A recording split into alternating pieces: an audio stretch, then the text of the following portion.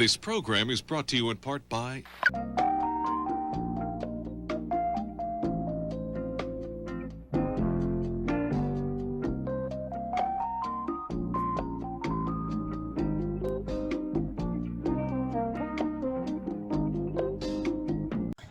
So I'm going to go through all the side control escapes that people are asking me for this week. I break it up into, we'll say quarters to make it simple to start. It's definitely more like eights, but there are multiple orientations that you guys need to be familiar with to escape somebody putting you in side control. If you think about a ratchet set, if you're ever moving in the opposite direction of the ratchet, meaning you're hitting opposition or a rigid body that's stopping your movement, you need to pay attention to that moment. If you try to force yourself through it, you're going to be fighting twice as hard as you need to, and you're kind of ignoring the fact that there is a path of least resistance somewhere, or you can work to change your orientation to find the path of least resistance, and that is what our goal is ultimately. So that brings us to the point of understanding what orientation means. I teach this in a pretty simple way that I think gives people an idea of when they're in a lot of danger and when they're in a more safe position. Okay, so let's first just talk about raw positioning. So I have a partner on top of me, okay, and I'm not focused on his orientation yet. First, I'm focused on mine. Now, let's talk about where my arms are in relation to him. If my elbow is inside his hip, that's one position for my inside arm. This same arm can also be in between his legs, okay, in between his knees, or it can be on the far side of his hip. All these things are going to make a difference in regards to how I can escape. The most common, the one we see, we learned from day one, and is extremely reliable, is my ability to keep my elbow on the inside of his hip. Now, this is the danger arm, okay? In general, this is the arm that the guy's focusing on isolating, because our elbow's already bent in here. If you keep your arm over the shoulder in either of these positions, we'll call that red light. That's not good, because this is compromising your arm to a potential attack. It's isolated away from your body. As the guy mounts, you can keep the arm isolated away. The next position we'll talk about is yellow light, okay? This is neutral. It can go either way. I'm under his neck, okay? I can get some good leverage here. He can also start to press my arm back to red and attack. So I think percentage-wise, this can go in either direction.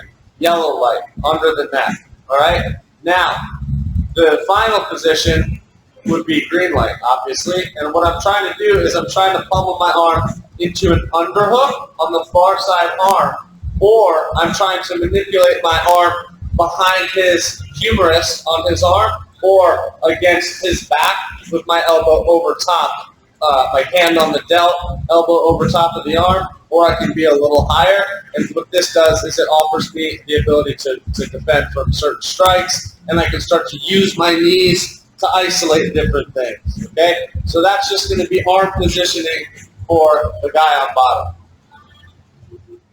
For the guy on the bottom, first thing we have to talk about is the position of this inside arm. Elbow to the hip, okay, my elbow on his hip here, or my arm is in between his legs in some fashion here, or my arm is outside on the far side of his hip. Okay, all three of these are the orientations that my arm can be in. Now, we have to talk about this outside arm in its relation to his body. If my outside arm is over his shoulders in either of these places, it's in a lot of danger because he can isolate it away from my body. Also, anytime I bring it in front of his head, he's got a lever to start isolating my arm into different bent arm attacks, okay?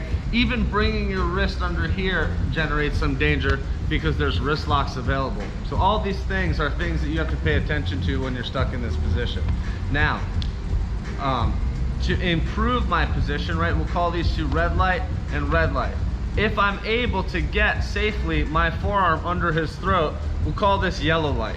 Because in this position, it offers me some advantages, and it also offers him some high percentage ways to continue to isolate my arm. So I have to be a little careful when I'm here, keep my arm tucked, keep a nice grip, reinforce it so he can't push it around. Okay, these are good things to help me, but still, in my perspective, it's yellow. Okay, now to take it a step further, if I take this same hand and I'm able to pummel it under the far side arm, we'll call this green light position. Okay, green light. The second green light position would be if I was able to make space somehow and frame behind his humerus bone here.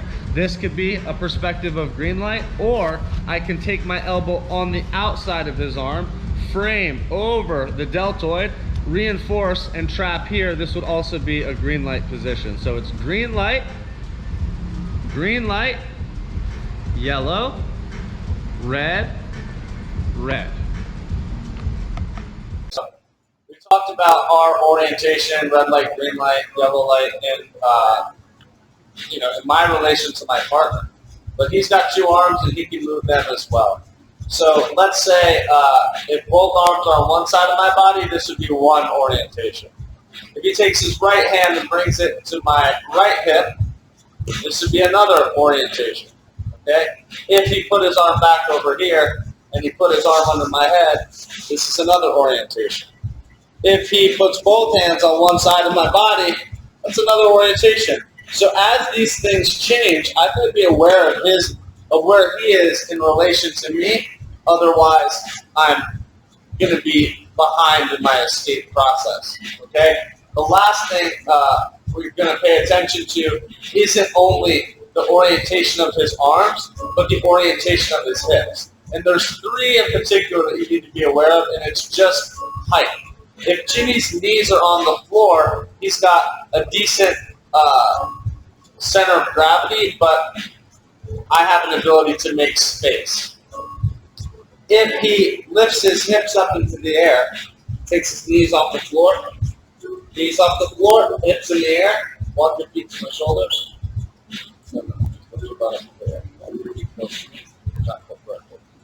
See how his butt is going up in the air? When his butt raises up in the air, he's able to generate a lot of downward pressure here, and this is going to create different opportunities. If he sprawls back, this generates different opportunities because he's got a low center of gravity and his hips are very heavy. And these are the things, like for me, if I'm calculating something, it's where these things are in relation to me and what is the orientation with his arms in relation to me. All right, so we have to talk about now, we talked about my orientation, the red light, green light, yellow light stuff. We also have to understand his orientation in relation to me, because he's got two arms that he can move around as well. Not to mention, we have to pay attention to the height of his hips. So the first position would be both arms across my body. He can bring this arm inside and block my hip. This would be one orientation. He can bring this arm under my head and block this way. That would be another orientation. He can bring both hands inside. This would be another orientation. Okay. Now, not to mention, we also have to pay attention to the height of his hips, because this is going to generate pressure in different ways. If Jimmy's hips are really high, he's generating a lot of downward force at a slope, but this leaves big gaps under his knees for me to take advantage of. If he puts his knees down on the floor like he was originally, this leaves no gaps for me to bring my body into, which is another factor I have to pay attention to, but he still has a medium high center of gravity. If he sprawls his hips back, he's got the lowest center of gravity. He doesn't have as much directional force here, meaning that it's easier for me to push his hips off balance depending on how sprawled he is. All of these things are things I need to take into consideration while I'm trying to understand which escape I need to do. Now that we understand the different orientations that we can be in, I want to explain something about bridging really quick before I have a partner connected to me. Okay? So go ahead and just break this one. So now